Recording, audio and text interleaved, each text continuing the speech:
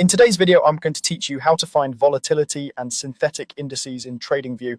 Let's start by opening your browser and heading to tradingview.com. You'll land on the main charting interface. From here, look over to the left side of the screen for the symbol area. This is where you choose what market you want to view. Click the symbol field and select any instrument you'd like to use as your base chart. It can be a stock, a currency pair, or another market you already follow. The goal is simply to load a chart so we have a canvas to work on. Once a chart is visible, switch to the full charting experience. Look for the option labeled Full Chart and click it. This expands the workspace, giving you access to the complete set of tools, including indicators, templates, and more precise controls, so nothing is hidden or compressed. Now that you're in the full chart, go to the top left and click Indicators. This opens the Indicators and Strategies window. You'll see tabs for built-ins and community scripts, plus a search bar at the top.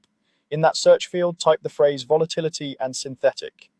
This query looks for indicators and community tools related to volatility and synthetic indices.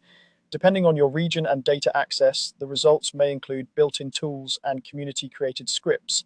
Community items show the author, a short description, and how many people have favorited them, which can help you gauge credibility.